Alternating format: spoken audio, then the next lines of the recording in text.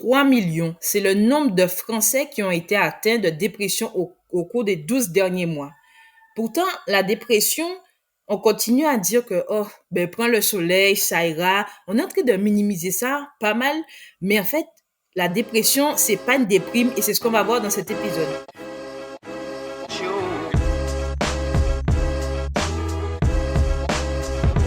Salut à tous et bienvenue à ce deuxième épisode de Podcast Fumé. Voilà, on continue dans la lancée. Hein?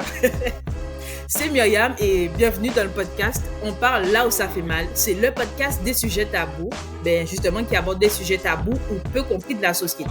Comme vous l'aurez compris, on va parler de la dépression. Et qui de mieux que quelqu'un qui a atteint une dépression, qui est guéri, mais qui a connu la dépression pour en parler, parce que bon, moi j'ai pas connu ça. Salut à toi. Salut, salut. Alors, excuse-moi. Alors, tu peux te présenter rapidement aux gens pour qu'on sache qui tu es. Oui, bien sûr. Alors, moi, je m'appelle Nora. Je suis blogueuse culture caribéenne d'un blog qui s'appelle norapi.com. On peut me trouver sur Insta, etc. Et je suis aussi consultante en communication indépendante. Oui, c'est exact. Et puis, en plus de ça, elle a pas sa page Instagram, tous les liens en fait dans la description. Franchement, allez la suivre parce que, ok, elle a vécu la dépression, mais elle fait des trucs de malade. Elle a son entreprise, vraiment. Voilà. C'était le petit instant promo. Merci. Alors, justement, je disais tout à l'heure là que la dépression, c'est pas une déprime parce que on a tous déjà vécu un petit peu de la déprime de notre vie, que ce soit que quelqu'un nous ait quitté, on a eu un deuil. Mais c'est pas du tout la même chose, la dépression. Et c'est quoi justement la dépression? Alors, du coup, la dépression, je vais parler un peu de mon expérience, hein. Pour moi, je qualifierais ça vraiment d'une période où on perd littéralement l'espoir, tu vois, on perd l'espoir, donc vraiment une période de désespoir global et puis une période où on voit vraiment toutes les choses du côté négatif. On va avoir du mal à dormir correctement, à dormir de manière sereine, donc on va faire beaucoup d'insomnie, on va avoir des troubles de l'alimentation, que ce soit la boulimie ou l'anorexie, donc c'est-à-dire se priver de manger ou du coup manger en excès. Et ça peut être aussi une phase où on va peut-être se replier sur soi socialement, où on va avoir beaucoup d'idées noires et où on va surtout perdre la motivation pour plein de choses. Donc toutes les choses qui nous faisaient plaisir avant, on va plus trouver la satisfaction à les faire de nouveau. Donc voilà, c'est comme ça que je qualifierais ça. Donc non, c'est pas une déprime. On dit d'ailleurs qu'une déprime, si ça, c'est censé durer, allez, une semaine maximum. Et si on se sent mal en continu pendant plus d'une semaine, en général, c'est quand même le signe d'une dépression, puisqu'une déprime, c'est fondamentalement passager et la dépression, c'est permanent. Ouais, c'est ce que justement j'avais un petit peu lu. Il faut que ce soit pas un petit moment de la journée, mais il faut vraiment que ce soit toute la journée, comme tu disais, sur plusieurs jours. Et j'ai trouvé ça étonnant parce qu'on aime bien du web. En fait, minimiser ça, de se dire, ouais, ben moi aussi, j'ai déjà été en dépression pour dire aux gens, ben, en fait, bon, arrête un peu ton cinéma, tout le monde vit ça, alors que c'est vraiment quelque chose de, oui, ça lui apporte, de plus profond.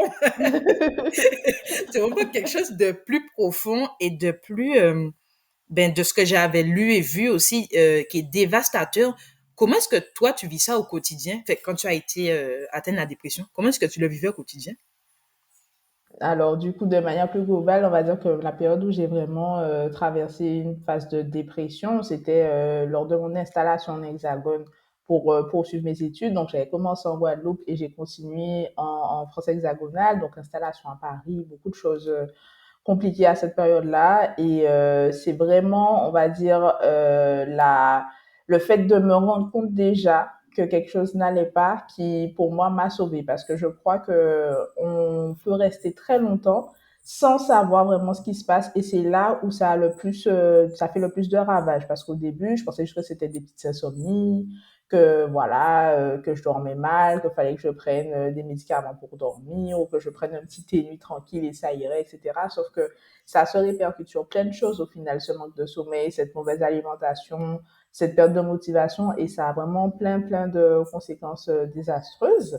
Et donc, du coup, moi, je dirais que ce qui vraiment m'a aidé à sortir de cette période-là, c'est m'en rendre compte, en parler du coup, puisque je m'en suis rendu compte en parlant à des personnes et voilà, j'avais déjà une réflexion, donc ça s'est enchaîné en discutant avec des personnes. Ensuite, en me faisant suivre par alors à l'époque, un psychiatre, puisque j'étais étudiante et que le psychiatre, c'était le seul médecin de la santé mentale qui était remboursé par la Sécu à l'époque. Il n'y avait pas encore eu le Covid, le fait que le psychologue, ça soit remboursé, ça n'existe pas. Ça n'existait pas, donc j'ai été voir le psychiatre au début et tout qui m'a prescrit des antidépresseurs. Sauf que du coup, après quelques mois d'antidépresseurs, je me suis rendu compte que j'allais mieux, donc j'ai totalement arrêté. Jusqu'à temps où j'ai refait une rechute, on va dire ça, c'était pendant la période Covid, ça a été ma grosse rechute. Et là, c'est vraiment une psychothérapeute qui m'a vraiment aidé à sortir de cette phase-là.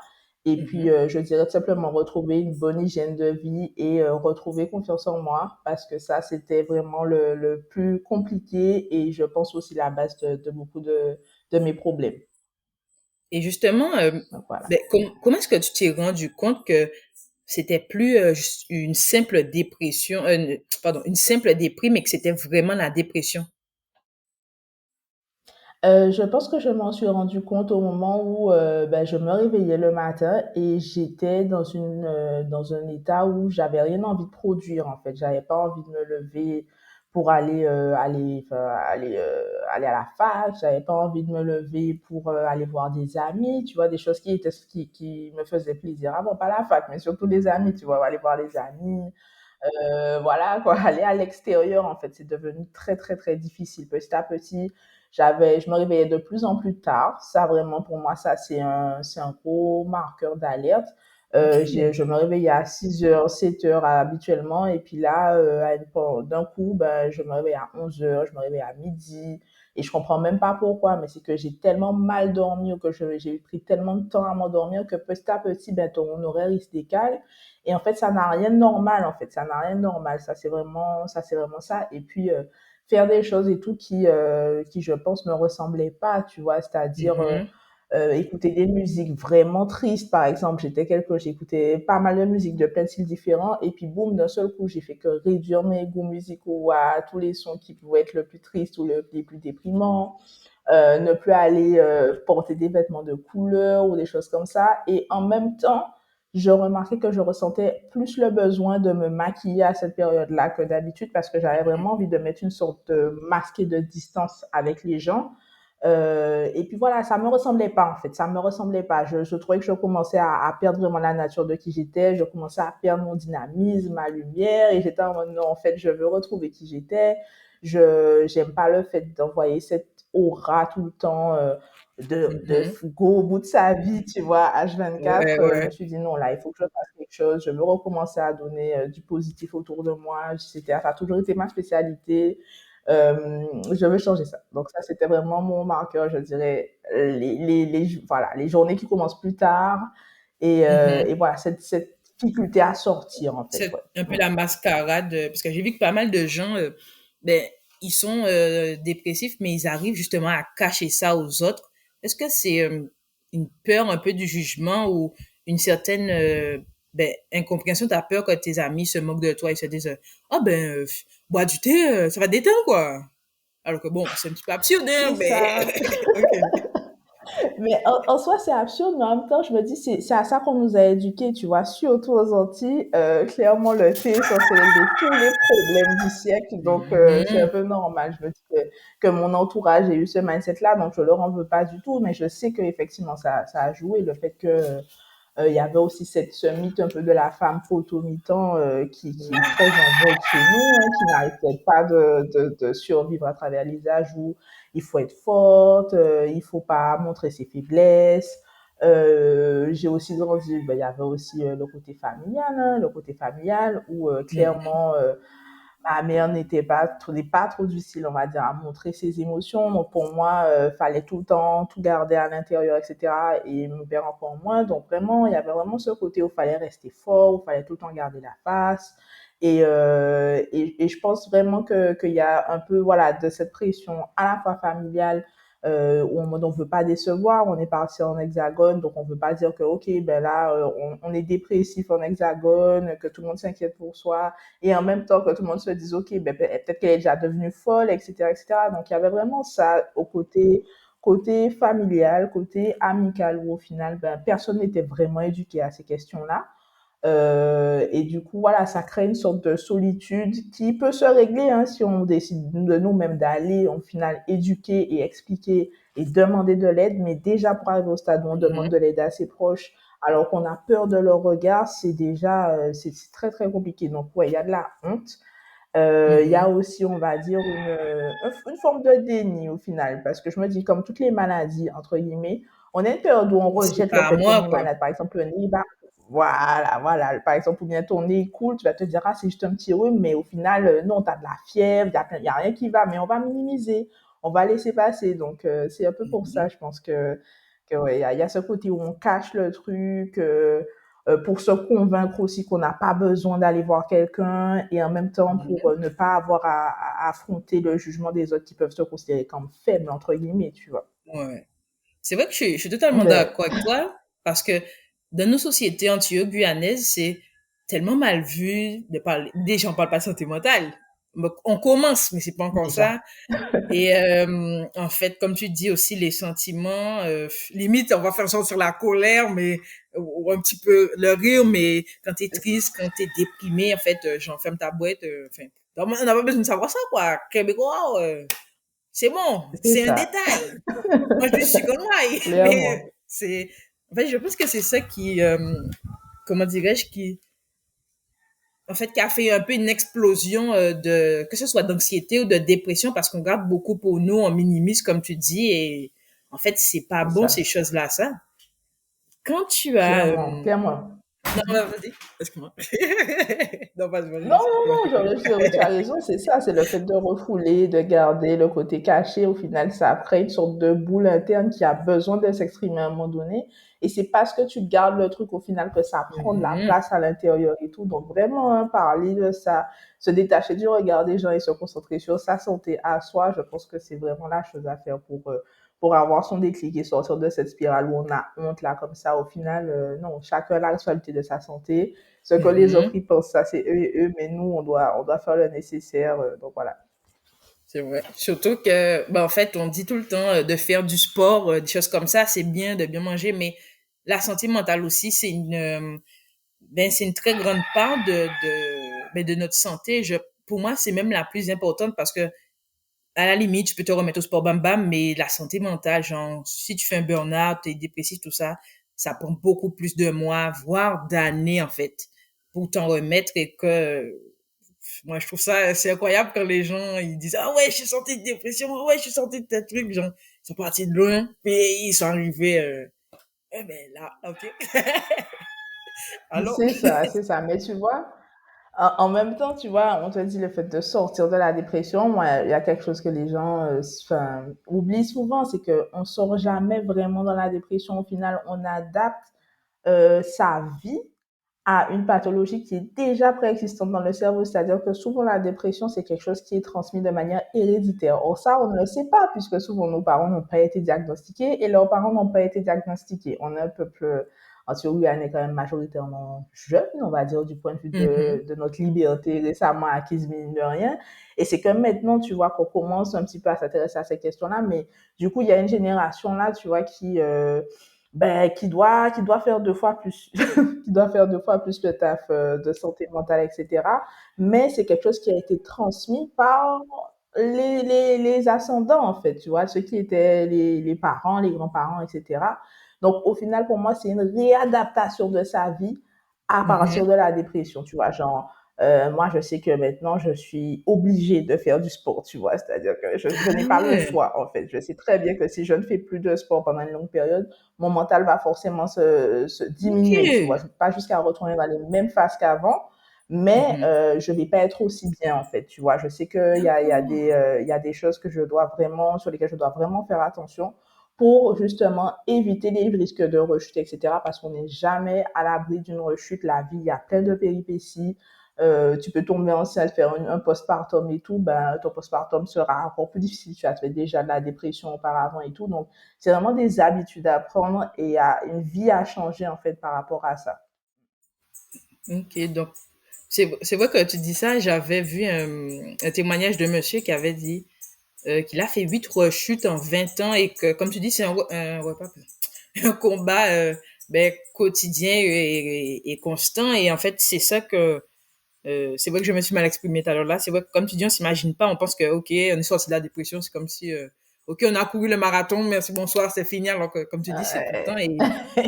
Et c'est ça qui est, j'ai l'impression, plus difficile parce que quand tu es dedans, enfin, entre guillemets, vraiment beaucoup de guillemets, on me frappe pas, ça va, mais c'est quand tu en ressors pour pas justement essayer de retomber dans le gouffre qui est plus difficile enfin, qui est l'étape la plus difficile entre les deux, entre guillemets. C'est ça. Moi, je trouve que c'est difficile parce qu'en fait, tu vas toujours avoir des moments d'anxiété dans la vie, tu vois, des moments où, ok, j'ai une grosse échéance, eh ben, je vais stresser pendant 3 jours avant. Mais comme le cerveau, il a déjà vécu des expériences traumatisantes par rapport à ces émotions-là, Mhm. lui-même peut paniquer encore plus d'être dans une situation anxieuse et tout, et essayer du coup de se replier dans ses anciennes manières de se protéger, c'est-à-dire le repli sur soi, l'irritabilité, etc., etc. Tu as dit un truc très pertinent qui était, oui, on aura plus tendance à s'énerver et tout que de dire, ah, ça pareil, etc. C'est absolument Mhm. vrai. Il n'y a pas un psychologue qui te dira pas que souvent la colère, c'est pour cacher de la tristesse à 200%. C'est souvent pour cacher de la tristesse. Donc voilà, franchement, ouais, c'est comme ça. Il faut essayer de fonctionner à partir des expériences qu'on a acquises, des petites réalisations qu'on a eues, soit tout seul, Mhm. soit avec un professionnel et tout. Et je dirais vraiment, essayer peut-être d'écrire davantage ses émotions. Moi, c'est vrai que ben, Mhm. pour ceux qui me suivent et tout, moi j'écris, j'ai un blog et tout, mais écrire, c'est quelque chose qui est un peu vital pour moi. Je le dis très clairement, ça me permet d'être créative, d'extérioriser mes pensées, mes émotions et tout. Et c'est quelque chose que je recommanderais beaucoup aux gens qui sont dans des phases dépressives ou de déprime ou d'anxiété. Écrire, ça aide énormément. Donc, le fait que, ouais, j'ai changé ma vie aussi derrière parce que j'ai repris l'écriture comme jamais en mode, là, je sais que c'est vital aussi, tu vois. Donc, Mhm. donc ouais. Ok. Donc, justement, tu t'es rendu compte que ce que tu vivais, c'était pas une simple déprime, tu te levais tard et tu t'es dit, bon, il y a quelque chose qui cloche. Ben, vers qui tu t'es dirigé en premier pour aller, pour apprendre à vivre avec la dépression, justement?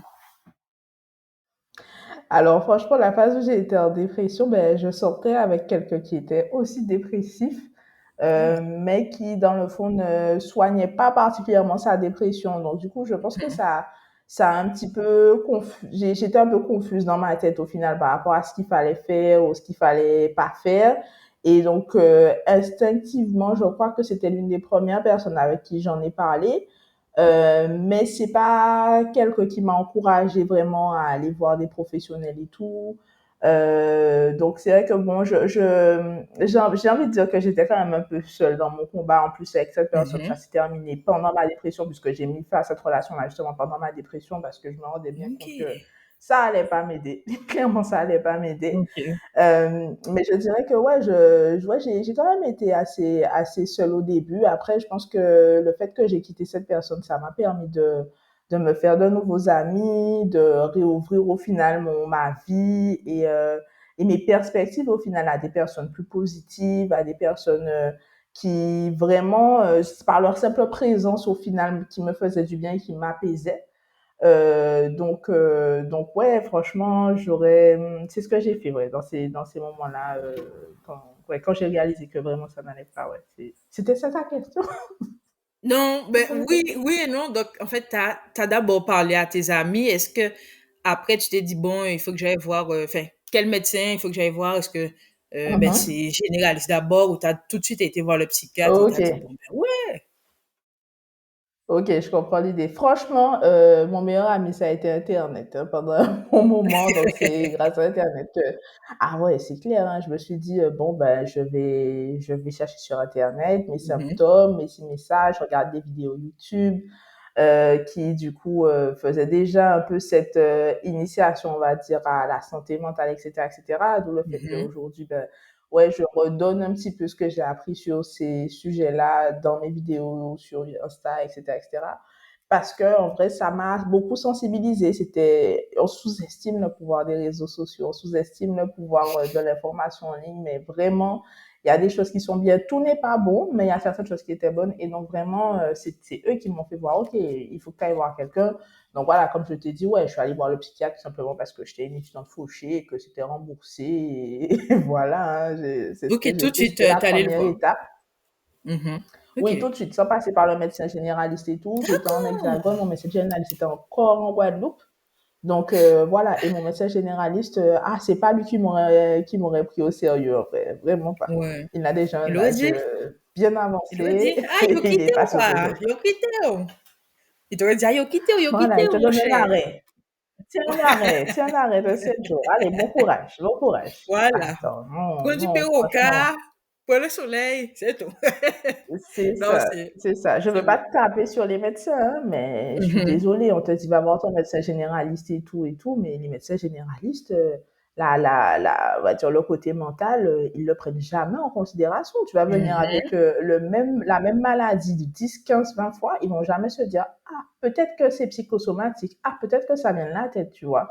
Non, ils vont te donner des antibiotiques plus forts encore et encore, ou donc ouais, j'avoue, ouais, je veux pas leur taper dessus. Faut aller voir les médecins, aller voir votre médecin, etc. Parlez-leur et tout. Mais il y a aussi des professionnels qu'on peut aller voir directement sans ordonnance aussi, et c'est remboursé aussi directement maintenant par la mutuelle, surtout les psychologues. Donc n'hésitez pas. Ok. Ben, heureusement que tu dis ça parce que moi, si j'étais dans ton cas, je serais d'abord allé voir ben, un médecin généraliste puisque je me dis que, surtout les spécialistes, quand tu as une ordonnance, ben, justement, c'est pris en charge par comment ça s'appelle ça? La sécurité sociale et tout. Mais si tu dis que, en fait, certains, tu peux direct aller les voir que ça va. Surtout avec le truc de Macron, là, pour les étudiants, t'as droit à des Voilà, séances de psy, c'est là, et ça. tout. Pas beaucoup, mais bon, c'est déjà un Exactement. début. Voilà.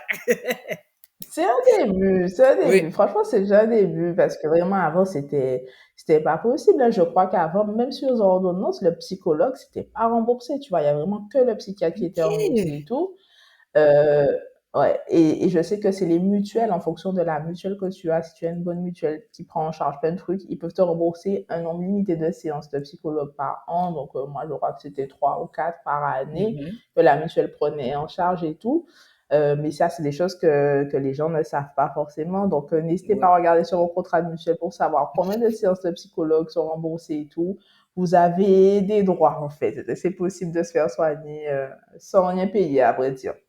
Mm, mm, mm. Mais merci de la précision. Je pense que beaucoup de gens ils vont aller regarder leur contrat après cet épisode. Non, mais c'est vrai que Il faut.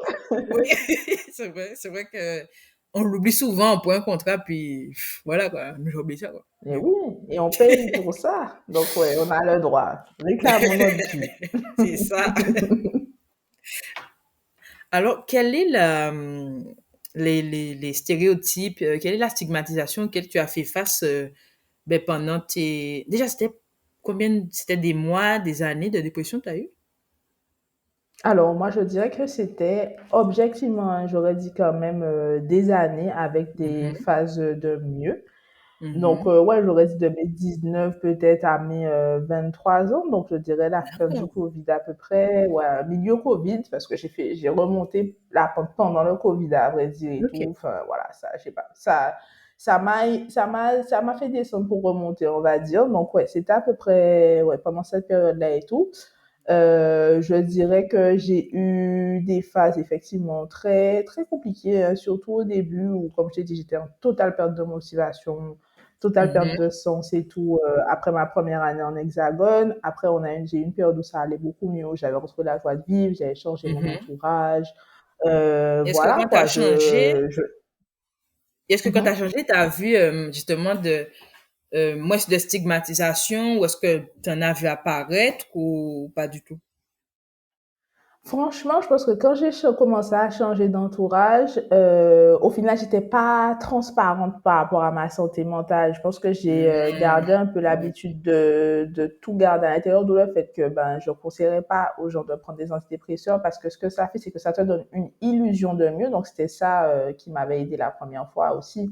Ça donne une illusion de mieux parce que c'est comme les médicaments, les différents, ça va traiter les différents pardon, et Doliprane, ça va traiter le symptôme, mais ça va pas Mhm. traiter la cause, en fait, du problème, puisqu'il y a une cause de ta dépression, en fait. Il y a un truc qui t'a déclenché, il y a un truc qui te met dans cet état-là.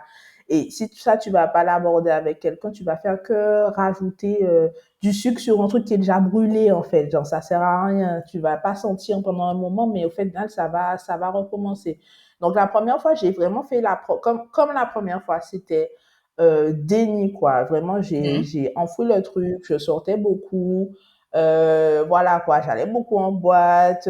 J'essayais vraiment de me changer les idées avec des gens qui, pour moi, étaient dans une vibe plus positive, plus détendue, etc., etc., jusqu'au moment où eh ben, ça fonctionne plus et qu'on a envie d'autre chose. Par exemple, je me rappelle clairement du moment où ben, j'étais en boîte et tout, et puis là, je me sens un peu bizarre, tu vois. Je regarde tous ces gens qui sont en train de s'amuser et tout, et je me rends compte que, ben, en fait, ben, je m'amuse pas vraiment, en fait. Genre, ça me fait Mhm. pas tant de bien que ça. Je me sens pas à ma place. Je me sens pas à l'aise avec mon corps. On est là et tout le monde essaie quand même d'être dans une forme de compétition, de qui est la plus sexy, tout ça, tout ça, tout ça. Et au final, c'est pas des choses dans lesquelles mon moi profond se reconnaît très clairement. Donc, j'étais en mode, OK, genre, qu'est-ce que tu es en train de faire là, en fait? Qu'est-ce qui se passe? Est-ce que tu n'es pas en train de juste d'agir en réaction à ton mal-être? Et est-ce que le mal-être, il est là toujours, en fait? Est-ce que tu l'as vraiment réglé et tout et tout? Et vraiment, les périodes qui me faisaient le plus de bien, c'est les périodes où je revenais en Guadeloupe parce que j'avais ce contact avec la nature qui faisait Mhm. que, obligatoirement, il n'y avait plus de dépression. Je revenais en Guadeloupe, il n'y avait plus de dépression, il y avait la famille, il y avait les anciens amis du lycée qui étaient toujours good vibe et avec qui je pouvais vraiment avoir des conversations plus profondes en mode, ah, Et ça être s'est passé comme toi-même, ça. quoi. Ah, non, non, non. Voilà, être Ok. moi-même, en fait, c'est ça, être moi-même. Ça s'est passé comme ça et tout, je vis ça et tout. Et du coup, ben, dans ces circonstances-là et tout, en fait, c'était mon cas de sécurité. Je pouvais clairement dire, OK, j'ai vécu une dépression, j'ai fait ci, j'ai fait ça. Donc, ouais, heureusement, quand j'ai passé cette première phase et tout, mes premiers retours en Guadeloupe et tout, après être passé en Hexagone, à Mhm. chaque fois, ça me faisait du bien puisque je revoyais vraiment les gens en qui j'avais confiance, en fait. Et je pense que c'est D'accord. ça, c'est s'entourer des gens de confiance même s'ils sont Mhm. loin, prends ton téléphone, appelle-les en fait. Appelle-les, embête-les avec tes problèmes, c'est pas grave. Mais ça, j'ai pris du temps à le comprendre. J'ai pris du temps avant Mhm. de prendre mon téléphone et embêter les gens avec mes problèmes. Et après, clairement, j'ai changé ça, ouais. Après la première phase, j'ai changé ça. Comme je t'ai dit, il y a eu des phases. Il y a eu des phases. Il y a une autre phase où c'est remonté lors de mon Mhm. déménagement de Paris à Clermont-Ferrand, puisque pour mes études, donc pour finir mon cursus, j'étais en alternance à Clermont-Ferrand. Donc j'ai changé de vie, j'ai pris mes affaires, je suis allée dans la montagne et tout pour vivre dans la montagne. Et c'était vraiment une belle expérience de vie, de rencontrer d'autres personnes, de sortir un peu de ce côté parisien personnel où personne ne se regarde. Et j'étais entourée Mhm. voilà, j'avais des gens autour de moi, etc., etc. Et j'avais aussi ma psychothérapeute, voilà, à Clermont-Ferrand. Ok. Et elle m'a été vraiment d'une aide sans pareil. Ça n'a rien à voir avec les psychiatres. Les psychiatres vont te donner des médicaments. Les psychothérapeutes, ils vont t'asseoir et vont aller chercher toute la racine de tes traumas familiaux pour commencer. Tous les petits problèmes là qui font que ben, les pensées négatives sont ancrées dans ta tête et tout, ben, elle va aller déconstruire ça semaine Mhm. après semaine et tout. Franchement, j'ai passé clairement au moins 5 mois pour moi me faire réparer par cette dame, littéralement. Donc, ouais, je lui en suis D'accord. très reconnaissante Ok. d'ailleurs. On lui dit merci, hein. Non, mais c'est Ah vrai, oui, sinon, clairement. tu serais pas là pour nous Non, raconter vraiment. tout ça, en fait, hein. Franchement, si vous passez Ouais, par là, madame, je pense pas. Ouais, c'est ça, c'est ça, c'est ça. J'espère que ouais, elle écoutera cet épisode, j'enverrai. Mais vraiment, ouais, je pense que j'aurais pas été là parce qu'il y a aussi un aspect que les gens oublient dans la dépression, c'est aussi les pensées suicidaires qui font aussi partie des symptômes qu'on peut ressentir et tout. Donc voilà, moi j'avoue que j'ai eu des périodes où j'avais des petites pensées suicidaires où j'avais quand même ouais, j'avais quand même cette culpabilité, tu vois, rien que de penser ça, parce que je sais que ben, ma vie, elle est précieuse, etc., etc. Mais quand tu es au plus bas, malheureusement, c'est des choses qui peuvent venir malgré toi et tout. D'où le fait vraiment d'en parler. Et même ça, il faut en parler. Ne faites pas l'autruche. Franchement, ne faites pas l'autruche quand il s'agit de ça. C'est très, très important. Et je pense qu'il y a trop de personnes qui partent sur un coup de tête, sur un désespoir d'un coup de tête, mhm. alors que voilà, quoi, il y a des gens qui tiennent à eux, il y a des gens qui sont là pour eux. Donc voilà. J'ai l'impression qu'en fait, ils font ça, il et elle du moins, pour, ben, vu qu'ils ont pas réussi, personne ne les comprend, ils ont peut-être pas les ressources comme toi tu as eu directement pour aller voir le psychiatre, de se faire aider. Ils ont tellement ce mal-être et ils ont besoin en fait de s'en sentir mieux. Ils se disent que ben, c'est la seule solution. Et je pense qu'il y a beaucoup de gens les stigmatisent parce que, enfin, le suicide en général, mais eux parce qu'ils se disent, oh là là, tu vois, ils comprennent pas c'est quoi qu'il y a dans le fond, mais moi j'ai l'impression que c'est une C'est manière ça. de mieux se sentir et bon. Hey, on est déjà au milieu du podcast. Je pense que tu vas prendre 2 petites minutes pour t'abonner, dans le but de ne manquer aucun épisode. Allez, on y retourne. Beaucoup de prévention, mais est-ce que tu trouves qu'on en fait assez sur la dépression, justement? Ben, je trouve qu'il y a de plus en plus de ressources, mais au final, c'est peut-être pas la prévention qui manque, c'est peut-être nous, notre ouverture d'esprit pour s'intéresser à ce type de sujet. Parce que des fois, j'ai l'impression Mhm. qu'on se dit, si je m'intéresse à ça, c'est comme si, limite, j'autorisais ça à venir sur moi. C'est comme si je commençais à faire croire à mon cerveau que j'avais ça et tout. Tu vois, les gens, Ouais. naturellement, les gens, en général, hein, moi, j'ai été comme ça Mhm. aussi, ont tendance à être dans le déni, tu vois. C'est le moment où peut-être la documentation sur la dépression devra le plus t'intéresser, où tu seras le plus à risque, que c'est là où tu vas totalement te désintéresser à ça. Et surtout en étant jeune, tu auras tendance à aller t'éparpiller, te disperser, etc., etc. On va pas se mentir, pour moi, on a un gros problème d'alcoolisme en Guadeloupe. Et beaucoup, beaucoup des problèmes d'alcoolisme et d'addiction, parce que je ne veux pas stigmatiser l'alcoolisme, parce que l'addiction en général, c'est plus global que ça, toute forme d'addiction, ça part souvent d'un problème de santé mentale. C'est souvent une manière de régler le symptôme, de régler l'agitation interne, de régler un besoin qui n'est pas comblé, en fait. Donc voilà. Voilà, voilà, c'est... mhm. Non, non, non, Tu non, viens non, mais c'est de vrai. dire, C'est vrai.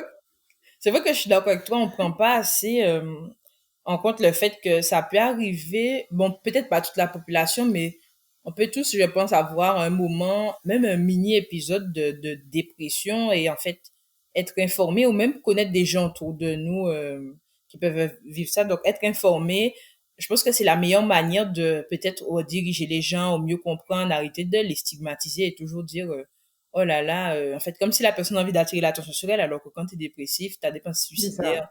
tu vis, ben, tu t'as plus le goût de vivre, enfin, ta vie, tu la sens fade, je pense pas que tu as envie d'attirer l'attention C'est sur toi, ça. quoi. Il y a d'autres manières, je pense, mais je pense que les gens, des fois, bref, c'est n'importe quoi. C'est ça, ouais. Souvent, tu as envie de disparaître, hein, au contraire, tu vois. C'est la dépression, c'est un truc qui te pousse un petit peu à disparaître, en vrai, dans le fond. C'est ça, à plus être là, à plus faire partie du monde, quoi. Ça devient trop dur, ça devient trop stressant, ça devient trop compliqué. On estime on n'est pas suffisant, quoi. Tout simplement, on n'est pas suffisant pour être là. Donc, non, non, tu as bien raison de le préciser, Myriam. Les gens n'essaient pas d'attirer l'attention du tout. Ils essaient juste de s'en sortir et ils essaient juste de demander de l'aide pour s'en sortir. Par contre, effectivement, il faut toujours, je pense pour moi, et ça c'est quelque chose que j'aurais plus fait si j'avais eu conscience de ça en étant jeune, c'est toujours, on peut écouter quelqu'un, mais il faut vraiment que la personne aille voir un professionnel parce que Mhm, autant une amie, un parent et tout, c'est une bonne oreille et tout au début, mais rapidement, on doit aller voir un professionnel, on doit aller vraiment et surtout changer son hygiène de vie, hein, encore une fois, parce que ça part toujours dans l'intérieur, les gens pourra leur dire, leur parler, etc., etc. Mais tant que nous, on n'aura pas décidé de prendre notre courage à deux mains pour aller voir le psy, même si effectivement c'est stigmatisé, ou mhm. boum, aller faire du sport, même si vraiment ça fait 10 ans qu'on n'a pas mis les pieds sur un C'est terrain ou quoi que ce ça, soit, ouais. vas-y en fait, parce que tu te sentiras vraiment, vraiment mieux après. Et le sport, c'est 10 000 fois plus efficace que n'importe quelle antidépresseur. Mhm. C'est vrai, c'est vrai, c'est vrai. Et j'ai l'impression que si l'entourage joue beaucoup parce que quand il te valorise, quand il t'écoute, il t'accompagne, en plus de voir le psychiatre et la psy, mon Dieu, qu'est-ce que j'ai dit là? C'était psychothérapeute, même moi j'ai du Voilà, mal. psychothérapeute. Non, mais franchement, j'ai l'écriture zéro, zéro. Mais ouais. Je pense que tout cet environnement, ben, combiné à ça, comme tu disais, en plus de ça, avec une super hygiène de vie, tu vas faire des rechutes, je pense, mais tu peux toujours t'en sortir, surtout si tu as la volonté Ben, en fait, C'est ça, de recommencer à revivre ben, ta vie d'avant, tu étais heureux ou heureuse, c'est franchement. ça, Et, clairement. justement, Paul, puisqu'il y a eu la période Covid, et j'ai l'impression que c'est là les gens, c'est comme si la santé mentale est apparue d'un coup, boum, on comprenait tout le monde, on arrêtait de stigmatiser les gens.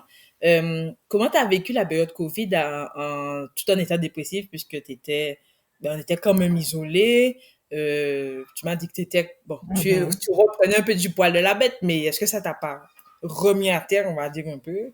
Ou bon, ça a été tranquille? Oui, alors clairement, hein, clairement, ça m'a mis à terre et tout pour me faire me relever et tout. Mais pourquoi je dirais que ça m'a mis à terre? Enfin, je peux pas dire que ça m'a mis à terre parce que j'ai vu dès ce moment-là le travail quand même que j'avais fait sur moi. C'est-à-dire que début Covid, j'étais dans mon 20 mètres carrés à Paris, etc. On Mhm. pouvait pas sortir, c'était stressant, c'était anxiogène et tout. Enfin, vraiment gros changement.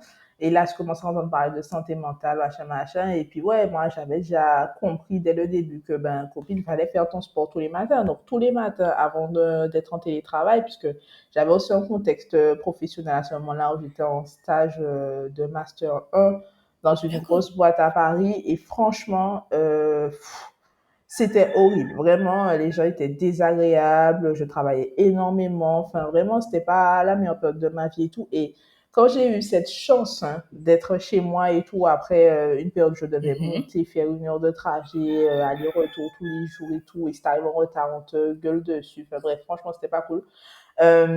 J'étais Ouais. trop contente d'être chez moi et je me suis dit, ben, je vais prendre le temps pour moi, en fait. Donc, j'ai fait du sport tous les matins. C'est-à-dire que même si c'était 4 abdos et demi, ben, je le faisais. Et j'ai beaucoup plus cuisiné, chose que je faisais pas du tout avant le Covid. Donc, ça m'a vraiment donné des compétences en cuisine parce que j'étais pas du tout bonne en cuisine avant le Covid et ça s'est amélioré quand même. Donc, oui. Et en fait, je t'assure hein, que la cuisine, c'est aussi une activité antidépression à 200%. C'est un truc où tu prends conscience que ton corps, c'est un temple et que tu dois mettre de bonnes choses dedans. Et que c'est toi qui vas le faire en plus. Donc, forcément, tu vas forcément y mettre de l'intention, tu vas y mettre de l'amour. C'est une sorte de self-care, c'est une sorte de moment où tu prends soin de toi au final de faire la cuisine et tout. Donc, c'était difficile. J'étais vraiment en mode un peu Mhm. anxieuse, mais en fait, c'est là où pour moi, j'ai vraiment trouvé mon traitement sur le long terme, en fait. C'est ça, c'est là où j'ai trouvé mon traitement sur le long terme. C'est pas que je date au Covid. Ouais, pour moi, la fin de ma dépression, c'est autour du Covid parce que depuis, ben, depuis, je sais ce qu'il faut que je fasse, en fait, tu vois. Donc, ouais, c'était dur, mais en même temps, c'était positif. C'est bizarre, hein, mais c'est comme ça. Mais j'ai l'impression que pour beaucoup de gens, ça a été aussi une période, comme tu dis, un peu extrêmement chiante, extrêmement triste, mais en même temps extrêmement positive, parce que c'est là qu'on a commencé à beaucoup parler de santé mentale. C'est comme si c'est un truc qui est apparu et beaucoup de gens se sont rendus compte de beaucoup de maladies, qu'ils étaient dépressifs, que peut-être ils étaient en burn-out dans le travail. Et je pense que mais cette période Covid-là, bon, bien que c'était chiant d'être confiné, mais ça a fait du bien à beaucoup de gens pour les sujets et puis enfin, surtout pour la santé mentale quoi et pour comme tu dis reprendre un C'est peu ça, c'est ça. soin de son corps et son esprit hein, parce que bon, c'est important. C'est ça, c'est ça. Après, pour ceux qui ont perdu des proches et tout, forcément, Oui. c'était plus difficile, mais en même temps, voilà, la vie, c'est un tambour à démondage. Mhm. C'est-à-dire qu'il y a la vie, il y a la mort et on peut pas les séparer, malheureusement. Ouais, Mhm. c'est deux faces d'une même pièce. Donc, voilà. Mais c'est pas pour ça qu'on va dire que ça reste une expérience à 200% négative, justement, parce que autant il y a eu des drames, autant il y a eu une sorte de vitalité qui est revenue chez les gens pendant cette période-là. Voilà. Aussi des problèmes, mais beaucoup de vitalité et tout en parallèle. Donc, ouais, Mhm. il faut être reconnaissant pour tout ça. Et ça, tu vois, ça, c'est l'entraînement, tu vois, du travail de la santé mentale. Toujours voir le côté positif de n'importe quelle situation. Toujours. C'est vrai ça parce que si on reste dans le négatif ça fait encore plus boyer du noir, c'est pas bon ça. C'est ça. Le négatif crée du négatif, vraiment. Oui, ça c'est vrai. T'as le droit d'être triste, fâché, tout un moment, mais en fait, de rester dans cette bulle, à part si t'es dépressif, de rester dans cette bulle de négativité, je pense que c'est pas une bonne chose pour toi. C'est Si, vraiment, vraiment. Et même, ouais, même quand on est dépressif, tu vois, enfin, on reste dans cette bulle-là parce que, ben, on est coincé dedans, tu vois, on veut pas rester mhm, dedans, mais en étant coincé dedans, il y a des petites techniques quand même pour se décoincer, tu vois, des techniques de respiration, tu vois, des choses dont on n'a pas parlé. Tu as le yoga qui est pas vraiment, qui est un peu plus doux que du sport et tout, ça mhm, aide. Tu as vraiment, voilà, prendre un petit moment, peut-être au moment où tu descends, 10 minutes juste de ton côté, tu vois, pour rétablir tes batteries, puisque comme tu vas fatiguer plus, parce que ton cerveau va fonctionner plus, sera plus anxieux et tout, tu as besoin de plus de moments de repos que les gens mhm. normaux. Donc, dès que tu te sens pas bien, 95% du temps, tu es fatigué. Après un petit peu de repos, 5-10 minutes, les yeux fermés, voilà, en essayant de ressentir les sensations dans son corps et tout, et tu repars neuf et tu peux changer d'énergie. Donc vraiment, oui, je suis d'accord avec toi. On peut être pas bien pendant un moment, mais dès que ça dure trop longtemps, on peut et on doit, mine de rien, trouver des solutions et ne pas laisser ça durer. Mhm. Donc, si on devait un peu ben, résumer l'épisode, on pourrait dire que la dépression, c'est pas une déprime, parce qu'une déprime, comme tu disais, c'est une semaine, allez, 2 semaines max. Bon, t'as un petit coup de mou, mais une déprime, c'est vraiment quelque chose de quotidien, constant. T'as plus envie de vivre, t'as plus le goût à rien, même pour les activités qui te ben, stimulaient tout le temps. Et c'est vraiment, ben, t'as des pensées suicidaires, t'as la boulimie, t'as l'anorexie. Et pour te faire aider, c'est de déjà prendre conscience de ça, être entouré des bonnes personnes et surtout aller voir les bons professionnels de la santé, comme tu disais, le psychiatre, pour, oui, les médicaments, dépendant de la forme de dépression que tu as, parce qu'il y a les légères, il y a les moyennes et sévères, hein. À ce stade-là, ça, tu C'est utilises ça. plus ces médicaments, mais la psychanalyse, Cothérapeute. psychothérapeute, Jésus-Christ. Psychothérapeute. Psychothérapeute, ok. La psychothérapeute, elle est aussi, là où la psychothérapeute aussi est nécessaire parce que, ben, c'est lui qui soigne, ben, ok, il y a le feu, on l'éteint avec les médicaments, mais qui soigne l'intérieur, le départ du feu pour justement l'empêcher de Bien. reprendre encore. Et aussi, ben, créer des bonnes habitudes de Tout à vie, comme tu fait. as dit, bien manger, dormir, être toi l'esprit, ben, Très alors, important. C'est ça, tout à fait. qu'est-ce que tu dirais à quelqu'un qui est atteint de dépression mais qui ne le sait pas du tout? Que ce soit pour l'aider à se motiver ou même aux gens en général qui stigmatisent la dépression, qu'est-ce que tu leur dirais? Tu peux faire 2 messages ou un message, comme tu veux.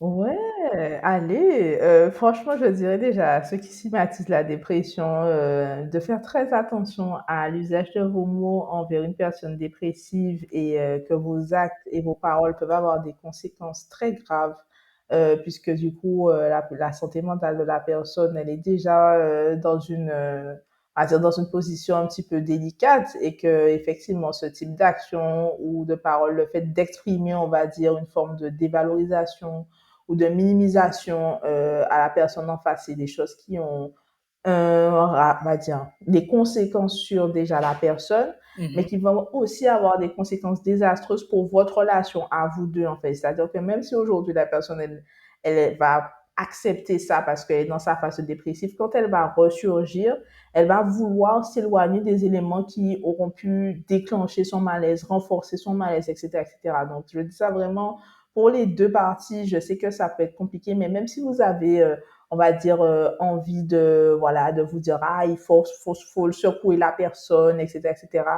Essayez tout le temps de faire preuve d'empathie, de faire preuve de patience, de faire preuve d'amour au final, d'amour pour son prochain. Ça, c'est le plus important dans ces moments-là. Et ne jamais prendre de haut parce qu'on ne sait pas qu'est-ce qui peut nous arriver à nous aussi. On ne sait pas si le gène de la dépression, il est chez nous et qu'il ne s'est pas encore déclenché. Et voilà, on peut pas parler tant qu'on n'a pas vécu. Donc, vraiment, retirer le jugement, oublier le jugement et penser aux conséquences. Et si effectivement, ben, là, si je m'adresse aux personnes qui seraient possiblement atteintes de dépression, qui ont des suspicions, qui sont dans un état où elles se sentent pas bien, elles comprennent pas vraiment ce qui va pas, etc., etc., ben, je leur ai dit franchement, tous les jours, écrire 5 choses pour lesquelles elles sont reconnaissantes. Parce que c'est ça la base de tout, en fait. C'est le désespoir au final. Et le désespoir, pour le contrer, il faut vraiment qu'on trouve des choses qui nous rendent fiers et qui nous donnent une envie et une motivation de se réveiller le lendemain matin parce qu'aujourd'hui, ben, on sait on a fait le taf, en fait. Donc, voilà, c'est une habitude qui m'a beaucoup aidée. 5 choses pour lesquelles je suis reconnaissante, même si c'est un oiseau différent que j'ai vu, c'est un bon repas que j'ai mangé, etc. Mais je sais qu'à chaque fois que je pensais à ces 5 choses-là, j'avais une sorte de vague d'endorphine, une sorte de vague de détente, de satisfaction qui venait et j'allais me coucher beaucoup plus détendue, j'étais beaucoup plus positive les jours à venir, donc vraiment ça. Et à partir de là, en fonction de, vous comptez, si ça dure plus de 7 jours, vous allez voir un médecin, peu importe le médecin, vous allez voir un médecin, c'est vraiment ce que je vous aurais dit. Et si vous connaissez des personnes qui ont vécu la dépression, allez leur parler, surtout celles qui ont vécu la dépression, qui ont réussi à s'en sortir, hein, dans le cas échéant, qui ont réussi à s'en sortir, pas forcément celles qui sont vraiment en bas, plutôt celles qui ont réussi à s'en sortir. Contactez-les, il y a beaucoup de gens comme moi qui font du contenu de développement personnel et santé mentale, notamment sur Insta. Envoyez-leur un DM. 95% du temps, les gens veulent toujours aider les gens qui ont eu des expériences similaires à ce qu'ils ont eu parce qu'ils voient au final un peu qu'est-ce qu'ils auraient pu faire différemment. Donc voilà, ne restez pas seul. On a la chance d'avoir les réseaux sociaux, on a la chance d'avoir YouTube. On peut prendre les informations au bon endroit et contacter les gens parce que ça, c'est vraiment le plus important. Ne pas se replier sur soi, même si des inconnus, souvent on est plus à l'aise pour parler à des inconnus qu'avec Mhm. des proches, aller parler à des inconnus qui s'y connaissent un peu dans ces sujets-là. Est-ce que justement, tu as eu recours à des groupes Facebook ou je sais pas, des forums que tu as intégrés et qui t'ont un peu... Non, pas du tout. Mais bon, ça existe en tout cas.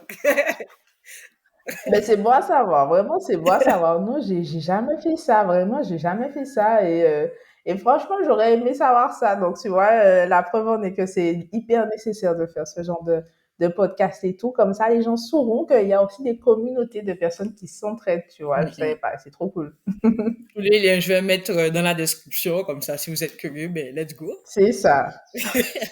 Avant que je fasse ma petite phrase de conclusion un peu comme toi, c'est quoi les trois phrases quand tu soupçonnes que quelqu'un est dépressif à ne pas dire, genre, en mode ferme ta boîte, genre, tu dis plus ça parce que c'est non.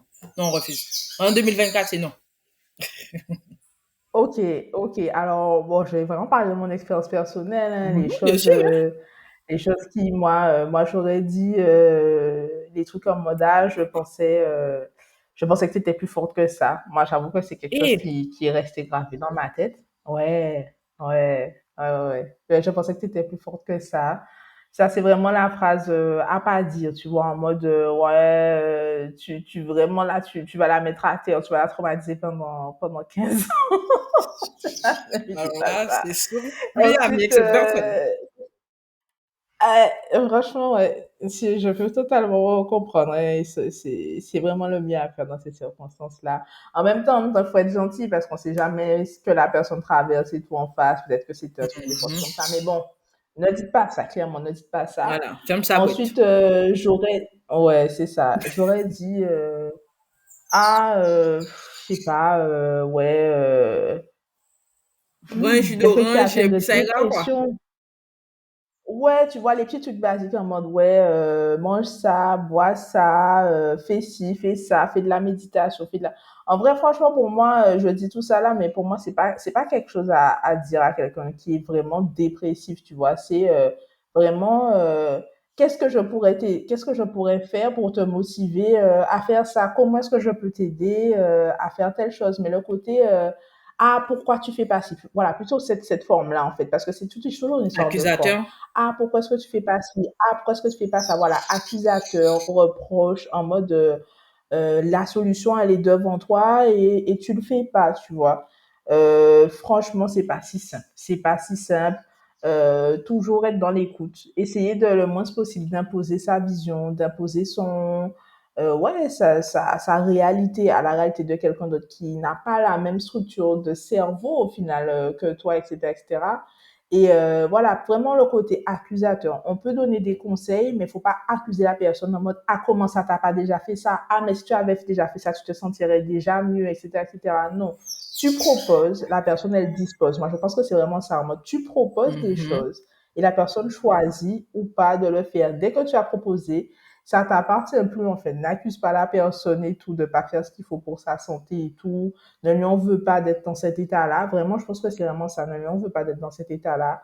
Juste respecte Et puis ouais, genre la troisième phrase, ça serait un peu compliqué, hein, parce que j'avoue que j'ai pas eu Ah ouais. vraiment, on va dire, au niveau Ok. de mes amis, mais plutôt le côté, ah non, tu mens, t'es pas dépressif, tu vois. Ça, Ouais, ok. ouais. Le On côté va la mettre en top totalement 1, nier ok. On dit plus ça. voilà, c'est bon, j'ai trouvé ma troisième. Dis plus ça, en fait. Non, machin, c'est rien du tout. Voilà, le c'est rien du tout. Non, mais ça va passer. Non, mais enfin voilà, vraiment le côté où ce que tu as, ça n'existe pas. Ce que tu as, c'est une excuse. Tu vois, je vais dire à la personne, ah, je me sens fatiguée et tout, machin, ça va être la dépression. Ah, mais t'es sûr que c'est la dépression? C'est pas parce que tu as bu trop d'alcool hier soir? Voilà. Non, en fait, genre, ça n'a rien à voir. Ça, c'est toi. Ça, c'est ta projection sur moi, mais c'est pas la même chose. Donc, ouais, vraiment, tout ce qui est minimisation, de toute forme ou accusation, reproche, surtout pas. Je pense qu'il n'y a rien de pire qui peut détruire un dépressif, encore plus que ces trois trucs-là. On retire ça, on change la forme, on met de l'empathie, on met de l'amour, on met de la patience et on comprend que la personne, elle vient, on va dire, un processus qui est totalement différent de celui que nous, on aurait pu vivre, que celui que nous, on sera amené à vivre et voilà. Mm, mm. C'est vrai que je suis d'accord avec toi, il y a beaucoup de stigmatisation. Moi, je pense que la meilleure manière d'accompagner quelqu'un, qu'il soit dépressif ou pas, c'est vraiment de s'informer, que ce soit à travers des podcasts ou même le meilleur site pour moi, c'est l'Organisation mondiale de la santé. Il t'explique tout le truc, papa. Voilà. Et puis, en fait, si toi-même, tu sais que, en fait, tu sais pas que tu as atteint une dépression, mais tu sais qu'il y a quelque chose qui va pas, c'est de t'écouter toi-même, comme tu dis, d'aller voir un médecin. Si le médecin te dit, en fait, non, t'inventes et tout, mais tu sais qu'il y a quelque chose, ben, comme disait Yemuna dans son épisode sur l'obésité, ben, c'est, change de Mm. médecin. Il y a plein de médecins, tu changes. Et puis, voilà, un moment, tu vas trouver un qui va Mm. t'écouter, qui va t'accompagner et tout. Et ben, aussi, lâche pas parce que, t'es dépressif, mais que il y a beaucoup d'autres gens qui sont dans ta situation et que ben justement avec des groupes Facebook ou des blogs ou des choses comme ça, tu peux retrouver des gens qui te comprennent et en fait qui vont aussi t'aider à sortir de ta dépression et puis les autres voilà la phrase numéro 1 j'ai oublié qu'est-ce qu'on a dit genre en fait tu mens La genre phrase ok on numéro ferme sa deux, bouche on arrête t'es pas voilà assez on fort. La arrête ça. phrase numéro 2, c'est t'es pas assez fort.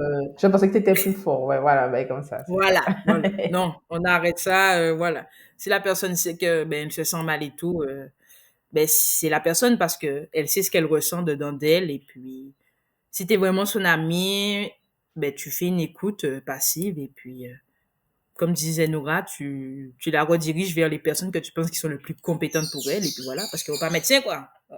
Voilà. C'est ça. Phrase de fin, ou pas médecin. Voilà. Bon, en tout cas, merci à toi, Nora. Et puis, comme je disais aux autres, n'oubliez pas de Merci. vous abonner à sa page Instagram. Elle fait un travail incroyable. Et ben, le prochain épisode va sortir le mois prochain, comme d'habitude, premier dimanche du mois. Je vous invite à, comme d'habitude, partager l'épisode, liker en masse. Voilà, comme vous avez vu, je suis sur YouTube maintenant. Version vidéo, ouais. En 2024, on fait ça. Et puis, vraiment, merci à tous ceux qui sont restés jusqu'à la fin, qui me donnent des retours, que c'est négatif, positif. On est là pour apprendre et on est là pour aussi partager. Si vous avez des infos, mettez dans les commentaires. Merci à vous tous et je vous souhaite une bonne journée, une bonne soirée. Pendant à quelle heure vous regardez ça. Salut, salut!